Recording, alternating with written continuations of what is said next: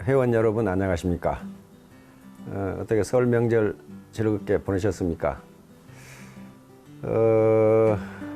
저희 어렸을 때는 설 같은 명절이 돼야 이 떡국도 좀 먹고 떡도 먹고 그리고 설빔 즉 새옷이라든가 뭐 양말 같은 것도 얻어 신고 그래서 설 명절이 굉장히 기다려졌는데 요즘은 뭐 평소에도 뭐 먹고 싶으면 얼마든지 떡 먹고 뭐 김도 먹고 떡국도 먹고 그래서 뭐 별 새로운 것을 먹는 건 아니지만 그래도 가족이 함께 모여서 먹는 그런 떡국이라든가 떡들이 아마 훨씬 맛이 있었을 겁니다. 오늘 제가 말씀드리려고 하는 것은 리더십은 소통이다 라는 제목으로 말씀드리려고 합니다. 그 리더십이라는 이 단어가 지금 우리 사회에서도 굉장히 많이 쓰이고 있고 특히 지금 어떤 사회적 혼란으로 그 리더십의 중요성이 점점 부각이 되고 있습니다. 근데 미국에서는 이 리더십이라는 것을 굉장히 중요하게 생각합니다. 일반 대학에서 특히 아이비리그 대학에서 학생들을 뽑을 때 고등학교에서 무슨 뭐 학과 성적이 5A다 또는 뭐 SAT 점수가 우리 같으면 수능 시험이죠. SAT 점수가 굉장히 높다. 그렇다고 해서 뽑는 게 아닙니다. 물론 그런 학과 성적이라든가 SAT가 일정 수준 이상이 돼야 되지만은 그것만 보는 게 아니고 리더십이라는 것을 반드시 봅니다. 하버드 대학 같은 경우도 성적이 좋다고 반드시 뽑는 건 아닙니다. 성적이 올 A라도 떨어지는 사람이 있고 물론 SAT 만점이죠. 성적이 뭐 그렇게 좋은 것은 아닌데 합격되는 사람이 있어요. 그런데 하버드 대학 입학 관계자가 한 말이 있습니다. 하버드 대학은 자기만 생각하는 사람은 뽑지 않는다. 미국과 세계를 위해서 일할 사람을 뽑는다. 그래서 지금 그런 정신에 의해서 미국의 인류 대학들이 움직이기 때문에 아마 미국이 세계를 리드해 가지 않나 그런 생각을 하게 됩니다. 마찬가지로 우리 사회에서도 지금 리더십의 중요성이 굉장히 부각되고 있습니다. 근데 리더십의 가장 중요한 기능은요, 의사결정입니다. 디시전 메이킹이에요. 근데 지금 컴퓨터 발전 그리고 이 방대한 의사결정 수리 모델, 수학 모델이 만들어짐에 따라서 아주 정교한 의사결정이 가능하게 되어 있습니다. 그럼에도 불구하고 리더십의 중요성이 감소되기는커녕 더 증가해요. 왜냐하면 과학기술이 발전하고 경제가 발전함에 따라서 사회가 점점 복잡해집니다.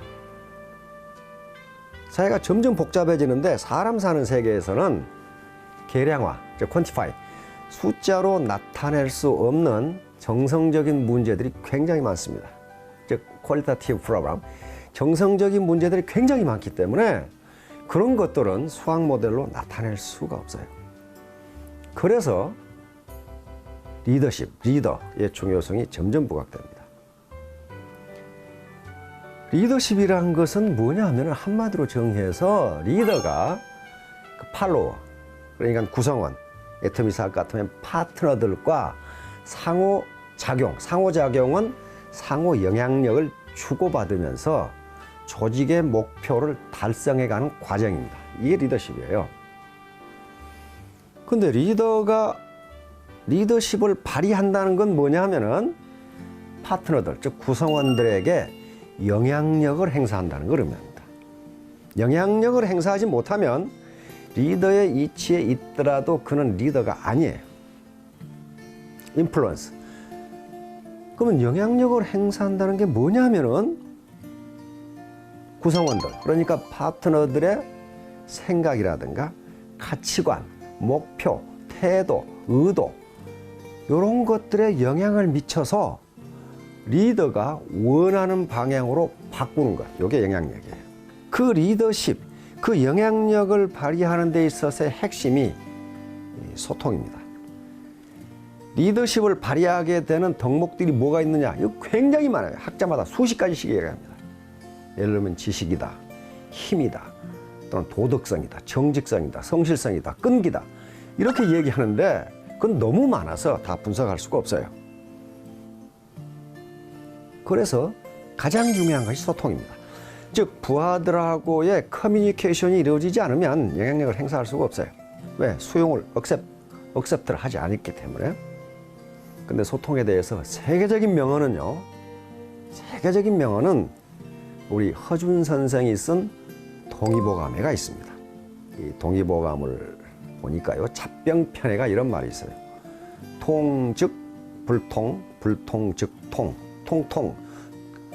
앞에 통은 통할 통자고, 통 즉 통하면 곧 그 말이죠. 곧즉자니까. 불통, 뒤에 통자는 아플 통자예요.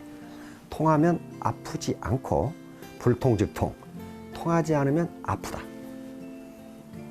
이것은 어떤 유기체든지 피가 잘 통해야 되고, 혈액, 기가 잘 통해야 되고, 림프액이 잘 통해야 돼요.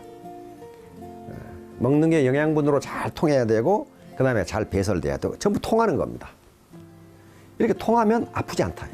그런데 불통 즉 통하지 않으면 아프다. 조직도 반드시 그럽니다. 조직도 정보가 잘 통하고, 지식이 잘 유통되고, 마음이 서로 유통이 되면 아프지 않아요. 조직도 불통이 되면 반드시 아픕니다. 그건 국가도 마찬가지죠. 불통이면 반드시 문제가 일어나. 그래서 이 소통이라는 것이 조직을 건강하게 하는 키포인트입니다.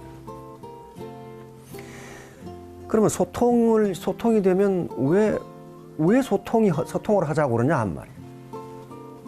제가 원데이에서 늘 강의한 바와 같이 불통은요, 개별지성으로 조직이 움직이는 겁니다. 서로 정보나 지식이 유통되지 않으니까 한 사람의 지식과 역량으로 조직이 움직이는 것이고, 소통은 집단지성, 컬렉티브 인텔리전스, 집단지성으로 조직이 움직입니다. 그런데 학자들의 연구에 의하면 어떤 개별지성도 집단지성을 능가할 수가 없습니다. 그것이 유명한 속담, 못난 갓파치 셋이 제갈량을 이긴다는 겁니다. 실제로 제갈량은 그렇게 명령을 내렸어요. 총나라 승상이면서 최고 권력자인데 내가 하는 결정이, 내가 하는 말이 반드시 맞다고 할 수 없다. 그래서 공문이 내려가면 여기에 대해서 이의를 제기하라고 그랬어요. 제갈량 같은 그 신출 기모라는 인재가, 근데 실제로 말단 공무원이 이의를 제기했어. 이건 이래서 틀리고 저건 저래서 틀리고. 다른 공무원들은, 다른 관료들은 제 자식 죽었다 생각했죠. 근데 제갈량은 그 말단 관료를 불러들여서 크게 상을 주고 이 공무원처럼 하라고. 제갈량은 역시 현명한 사람이라 집단지성이 개별지성보다 우월하다는 것을 알고 있었어요. 무슨 상급자가 이 부하들 방마다 돌아다니면서 이야기하는 거, 그거 소통 아니에요. 그건 소통 아니고 상대방의 말을 들어주는 거예요. 일반적으로 경영학자들 그리고 유명한 CEO들이 한 말이 무슨 말이냐 하면은 3분의 2를 듣고 3분의 1을 말한다, 이렇게 이야기합니다. 그런 회사는 반드시 잘 돼요. 반드시 잘 돼. 잭 웰치 같은 사람들 잘 돼요. 그런데 자기가 일방적으로 얘기하는 건 소통이 아니에요. 그건 명령이나 지시지. 그래서 반드시 소통은 투웨이 아주 최소한 투웨이 커뮤니케이션이 가능할 때 그게 소통이에요. 바람직한 것은 다중 커뮤니케이션이에요. 말티레터럴 커뮤니케이션이 돼야 돼요. 많은 사람과 의견을 나누고, 그리고 부하들 간에도 서로 다중 커뮤니케이션이 될 때 진짜로 커뮤니케이션이 됩니다. IMF 사태 이후에 많은 기업들이 워크아웃에 들어갔어요. 기업 회생 작업이라고 그러죠. 워크아웃에 들어가가지고 주거래은행에서 기존의 CEO를 새로운 CEO로 바꿨습니다. 근데 그 중에 많은 기업들이 망하기 일보 직전에 CEO를 바꿨는데 그게 초일류 기업으로 바뀌었어요. 망하던 기업이 초일류교로 바뀌었다. 근데 그것이 기업이 회생하는 과정을 보면은요, 새로운 CEO들이 망해가는 기업을 살리는 과정의 첫 번째가 뭐냐면 소통이었어요. 기업은 그 특성상 같은 해에 입사한 사람끼리 치열한 승진 경쟁을 벌입니다. 모든 조직은 피라미드 구조니까. 그러면 자기가 승진해서 우위를 점하기 위해서는 자기만이 알고 있는 노하우가 있어야 돼요. 정보가 있어야 되고 지식이 있어야 돼요. 그러니까 기업의 구성원 각각이, 모든 사원들이 자기 정보와 자기 지식을 누구에게 공개를 하지 않는 거예요. 내가 가지고 있어야 내가 우위를 점하고 승진을 하니까. 새로운 CEO들은 그걸 알았어요. 그러니까 지식이나 정보는 서로 나누면 2배가 되고 몇 배가 되는데 자기 걸 가지고 내놓지 않는 거예요. 그래서 인트라넷을 만들고 거기에 CEO부터, 리더죠. 새로운 리더부터 자기가 가지고 있는 모든 인포메이션, 회사가 가지고 있는 모든 정보를 인트라넷에서 공개하기 시작하고, 사원들에게도 자기가 가진 정보를 또 이 지식을 공개하라고 계속 독려를 하고 서로 의견을 나누고, 이 과정을 계속 거쳐서 기업이 회생하는 그 기업들이 굉장히 많았습니다. 이 모두의 리더십은 소통이다, 이렇게 말씀드렸는데요. 소통이 되지 않으면 리더십은 발휘 안 됩니다. 그러면 리더와 파트너들 간의 소통이 되려면 리더가 반드시 지식과 인격 면에서 우위에 있어야 됩니다. 그러면 문제는 소통은 강자의 논리라고 그랬어요. 예를 들면 과장이 사장님한테 가서 사장님 소통합시다, 그렇게 되지 않습니다. 위에 사람이, 강자가 소통을 할 때만 소통이 돼요. 그런데 그 소통을 구성원 또는 파트너들 또는 팔로워들이 받아들일 때만 영향력을 미쳐요. 그러면 그걸 받아들이게 하려면 어떻게 해야 되냐 하는 문제예요. 그것은 반드시 리더가 팔로워들보다 몇 가지 측면에서 우위에 있어야 됩니다. 우위에 있지 않으면 받아들이질 않아요. 에머슨이라는 사람이 있습니다. 랄프 발도 에머슨. 자, 가끔 예를 드는 사람인데요. 오늘날 미국의 프라그마티즘 정신, 개척 정신, 독립 정신, 도전 정신, 이런 것의 바탕을 이루는 사상을 정착시킨 사람이 에머슨이라는 사람인데, 그 사람이 한 명언이 있어요. 당신이 나를 끌어올리려면 나보다 높은 곳에 있어야 한다. 아주 명언입니다. 리더가 파트너들을 끌어올리려면 리더가 파트너들보다 높은 곳에 있어야 돼요. 낮은 곳에 있는 사람은 끌어올릴 수가 없어요. 다시 말하면 리더가 파트너들이 자기를 추종하게 하려면 파트너들보다 무언가 높은 곳에 있어야 된다. 그런데 거기는 크게 2가지가 있습니다. 하나는 지식이고 또 하나는 품성 또는 인품 또는 인격이라고 말해줬어요. 아는 것도 없고 인격적으로 존경할 만한 사람도 아닌데 단지 우연히 지위가 높다는 이유로 그 사람을 따라갈 사람은 없어요. 근데 여기서 지식이 많아야 된다, 그 말은 좋은 학교를 나와야 된다든가 무슨 엄청난 어떤 이 사실을 알고 있어야 된다든가 그런 게 아니고 애터미 사업에 대한 지식이에요.